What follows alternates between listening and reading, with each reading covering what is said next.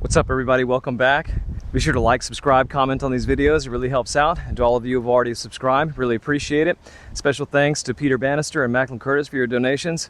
Thanks a lot. Remember, new golf videos come out every Sunday morning. And you can always check out the full playlist by clicking in the link in the icon or clicking the link in the description. So in this video, we're gonna keep on going with pitching and we're gonna discuss the technique and the different positions that you will reach and how to achieve these positions. So before we begin, I'm going to go back just briefly and talk about the grip again. A lot of you asked me about choking the club down.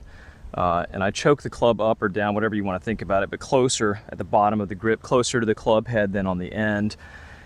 And I choke the club like this because it gives me much more feel and control and accuracy over the club head. Think about it like writing with a pencil or a pen. If you want to have a lot of control, you would put your hand very close to the tip. You would not put it on the end. You would be quick, but not very accurate. So when gripping the club, if I grip it short, I can provide a lot more accuracy. And because on shorter shots, I'm not trying to hit the ball far, I'm trying to hit the ball close, accuracy is much more important than distance, so I don't need to use the full length of the club and grab it at the top of the grip.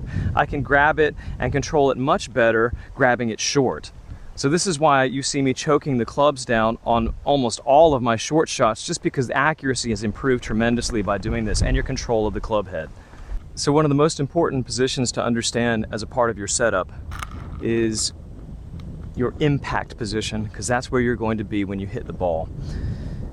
And to kind of memorize this position in your body so that you can return to that position when you're actually swinging and hitting the ball. To get into your impact position, you set up as normal. It's similar, but not the same as your setup position. Your setup position is similar to your impact position, but not identical.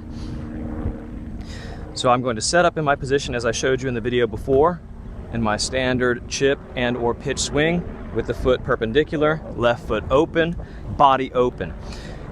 Because the impact position is not this, but rather this. So we want to set up kind of like that. And I want to set up with my body slightly open already, so the arms are already slightly behind me. So if this is my setup position, notice that my hips are still back. My impact position is going to be this. My shoulders don't move, but my lower body is in position here. My hips turn towards the target. Now my pelvis is pointed almost at the target, not quite. And the right knee comes in and the left knee goes back. So if this is my setup position, then impact position will be this. Setup, impact position. Setup position, impact position. You want to feel this position and see what that feels like, because that's what it's going to be like when you hit the ball, or that's where you need to be when you hit the ball, or something close to that. But the hips are definitely open and rotated towards the target. Left knee is back, and the back knee or the right knee comes forward, like so. So this is your impact position. We're trying to get to here. All that we do back in the backswing is just to be able to reach a nice position here at impact. This position is important because that's where you're going to be when you actually hit the ball. This is our impact position. Now we're going to take a look at the backswing. In the backswing, I like to take everything together as one piece. Torso, hips, arms, my triangle, everything together. Just like this. When you go back, the hips go back, turn backwards, and this causes the right leg to straighten up some and the left knee to come forward, and your weight will start coming towards your front foot. For me, that's my left foot, and towards the front ball, the inside ball of my foot. So I feel a lot of my weight under my foot right here when I shift backwards. And my weight very much goes down. I don't try to slide. I just simply rotate down into the ball and drop everything here into the ground. There. I'll show you that again. The backswing is all together. I even like to turn my body a little bit first, remember, because that reverse lag helps us feel the club head quite a bit. I do not want to take it back like this. That's not very athletic. It's not very fluid. Just trying to take it back with the arms. It's going to be hard for me to get back to the ball like that. Very much like very fluid, back and then through. So the backswing is one takeaway. Think about turning your hips and your upper body and your triangle together. Boom. This is one position here where the club is almost parallel to the ground, or rather where your hands have now passed your back leg. One other thing to think about in the setup is you want your rear leg to be pointed towards the target. I do not want to point my leg where my knee is going outside this way, backwards. I want everything coming towards the target this way, not this way. I don't want one leg, my back leg going this way and my left leg going this way, so I'll be bow-legged like this. Everything is going this way because I want to reach impact, which is here, and it'll be a lot harder for me to go from this to this. It's easier if it's already kind of inward some, going that way. So again, we go one piece takeaway, triangle, hips, upper body all together. Move back and dip down. It feels like a dip. It does feel like I'm collapsing a little bit on the left side, putting weight on my inside. I have not broken the wrists yet. The wrists have not hinged. I've simply rotated backwards. And my hands have now moved past my leg. Once your hands move past your leg, at that point, you can stop. This is going to be like your minimum pitch swing. Once your hands move past your leg, now you can hinge the club. It's hard to hinge the club when the club is still on me because that would look weird. And there's no momentum there. I have to take it back somewhat to be able to hinge it. It's usually about right there when your hands are now behind you, past your outside leg. Now you have room to hinge the club and come back into the ball. So the backswing is just a one-piece takeaway back, putting weight on the outside, on the inside of your front foot, collapsing down a little bit, and then hinging. So we go back, just outside the legs, and hinge. This is going to be your smallest pitch swing. You can go back further and hinge. This will be a bigger swing, but your minimum is going to be when just the hands are just past the outside of the leg. At that point, you can hinge it like this. You see?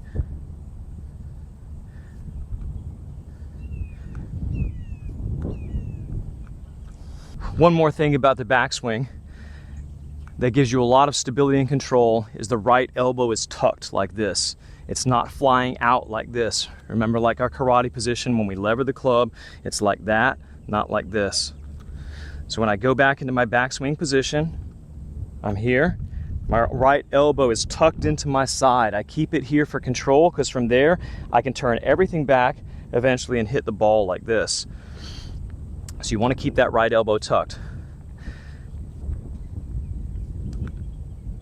See here, I have it right here by my side. It's not behind me either. It's right here in front.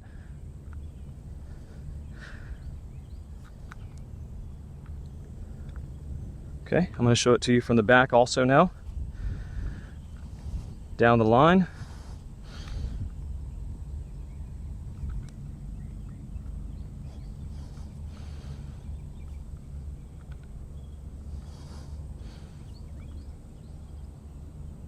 That's your position. It's no different than this, what we were working on in the first couple of videos. You see, this motion is the same as this motion, just at an angle.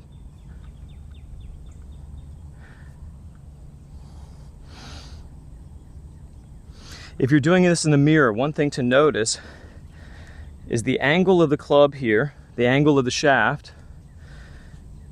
Essentially, you want to match that at the top so that this is now inverted. So instead of the club being down and the grip being up, at the back of this, at the top of your swing, the club will be down, or rather the grip will be down and the club will be up. So this is the inverted position of this. We go from this to this. I'll show you that again here.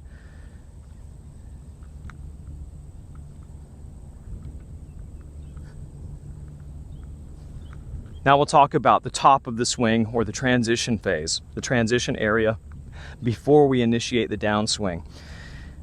When we go back and we take the club back, it has momentum, it has inertia, and once we decide however far we want to rotate or take our hands back, At that point, we stop, and then the club will try to hinge. When the club attempts to hinge, I do have a very light grip. I do want the club to be able to move some. I can't choke it down like this. It won't move so well if you're tight. You must learn to be relaxed in the hands. You can be sturdy in the back, in the chest, in your core, but you want from your arms down to be rather loose so that the club can flow.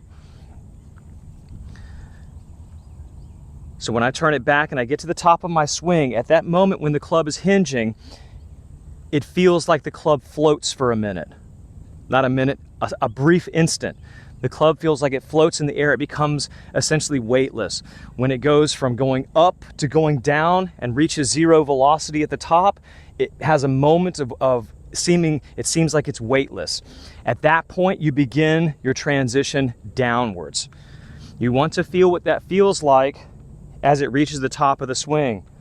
Notice how it floats there for just a minute, just a second, and before I come down. At that point, I'm getting ready to initiate my downswing. As you reach the top of your swing, there are varying levels of hinge.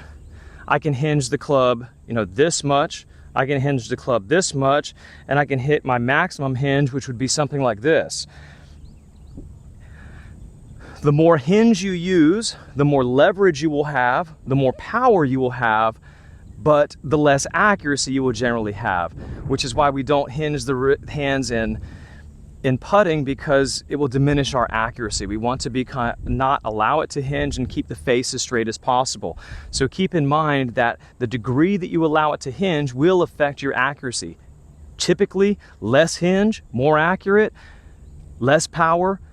And the more hinge that you use, the more power, but the less accurate you will be. When I'm pitching the ball, I try not to use too much hinge. I use enough hinge where I can get the power desired, but I'm not trying to hinge it like this much, where it's very hinged.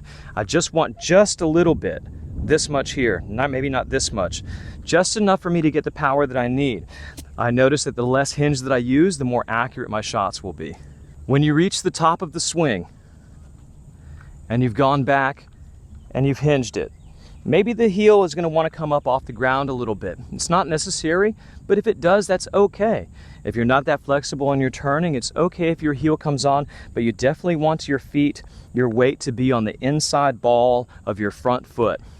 That's where you're supporting yourself. You notice if I go back here, I'm very much down right here, pushing into the ground there on my foot. Now, of course, this is a little bit of a down slope here, so there's more weight on my front than normally would be if I were on a perfectly level lie. Nevertheless, there is weight going down. So at the top of my swing in my transition, there's a lot of weight down here in this leg into this inside ball of my foot. Now we'll talk about the downswing. We've gone over the backswing, how to move your body in order to do that. It's a very simple motion. One piece takeaway, hinge at the top, weight is down. Now when you initiate your downswing, one of the first things you want to make sure is that you are going forward. A slight weight shift, more even, into your front foot. You're going diving, it feels like you're diving down into the ball this way, and that's going to initiate your motion. So when I feel the club kind of floating at the top, that's when I begin going this way, forward, moving my hips slightly forward, shifting my weight forward into my front side so I know that I'm well on my front. It's from here that we're going to rotate through the ball. Again, everything is one piece. We will rotate through the ball like so, everything coming together, hips and arms together. I'm holding the hinge. The hinge does not release yet. We do not throw the hinge at the top. We hold the hinge, whatever hinge you had when you came up, you hold that hinge and return that into the back of the ball, and we release the hinge just before impact so that the club will come in like this, unhinge through the ball. So at the end of the swing, it will unhinge through the ball and then impact it, and we've reached our impact position again. I'll show you that again, the backswing. Transition, it's floating at the top, shift forward, turn in, and then slow down, and the club unhinges. Remember, we have to slow the arms in order for the club to unhinge. We have to slow our rotation slightly to allow the club to pass us. If I were to swing without slowing and allowing the club to pass me, it would look like this. If I just keep accelerating down, you see how the club stays back like this. I'm not necessarily looking for that. I want the club to release like this.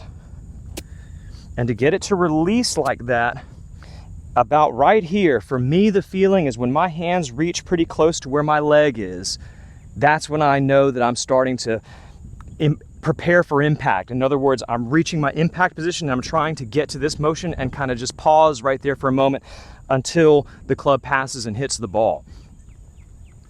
If I can get to that position, the club will pass automatically under the ball. You do not have to try to help the ball moving it with your hands. No, no, no. We're not trying to flip the club through the ball. The club will pass by itself because of the momentum. Once you come down and you spin at the ball, moving everything together, and you stop here, the club will naturally pass under the ball like so. So once again, your motion from the top of the swing, back, pause, down, and out. This hip goes backwards. The left leg straightens, the right leg comes forward. Your feet in the golf swing very much are working like this. Backswing this way, left leg out, right leg straight, forward swing the other way. Right leg straight or towards a diagonal this way. It doesn't go straight out, it goes this way. Not quite towards the target, but at a diagonal. And the left leg goes back. The hips clear. You're just turning your hips. And when you turn your hips, your legs will naturally do this. I can't turn my hips without moving my legs though so well.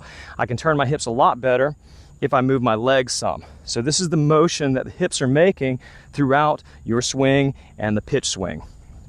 Back and forward, back, forward. Your feet are working like pedals. Backwards goes like this, forwards goes like this.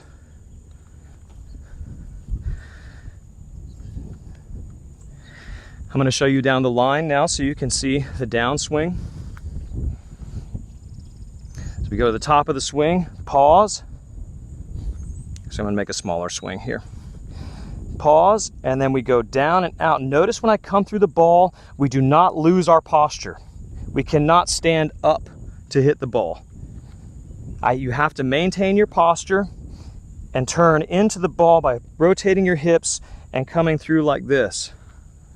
Notice how I maintain my posture and my spine angle, and I'm keeping my butt and hips back. This gives me room to bring my hands in to get to the ball.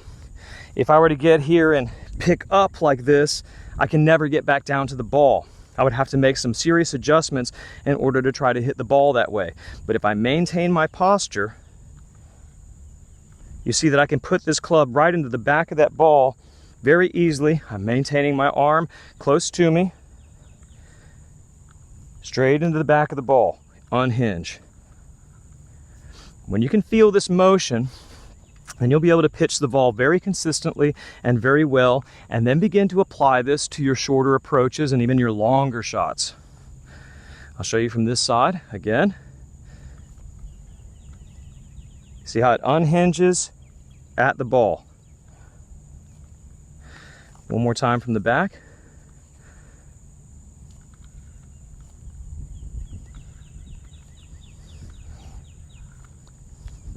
So now we've gone over the backswing, slight pause at the top, and then the downswing. Some key things to keep in mind here. That is, maintain your posture as you rotate down through the ball.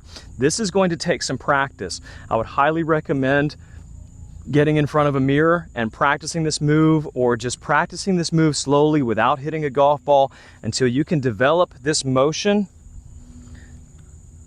without losing your posture, rotating everything together, torso, hips, through the ball, and feeling the club just kind of unhinge at the bottom. I'll show you that from here. See, when I come down, I'm holding onto the hinge and it starts unhinging. I told you about when my hands get about right here, the club will unhinge.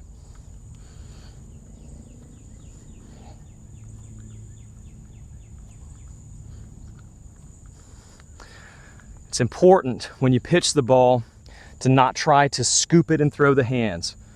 This is going to be recipe for disaster. You will never be very consistent if you're trying to throw the club at the ball. We want to turn and rotate and then have the club passes as a result of that rotation, and then stopping that rotation, allowing the club to catch up. Like this, not like this. There's a difference. There's a difference between this swing and this one. Here I'm trying to push the hands through the ball.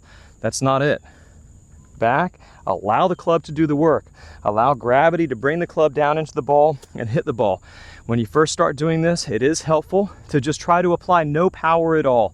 Let the weight of the club and gravity and your rotation hit the ball. Very soft shots. Start with 20-yard pitches, maybe even 15-yard pitches, small pitches, and just practice hitting the ball, letting the weight of the club and gravity and your rotational energy hit the ball. And you will see how easy it is and how much consistency you can get out of it. Thanks again for tuning in. Remember, you can always check out 2 of my other videos here and subscribe here. And we're going to pick it up next week with some more on pitching. See you then.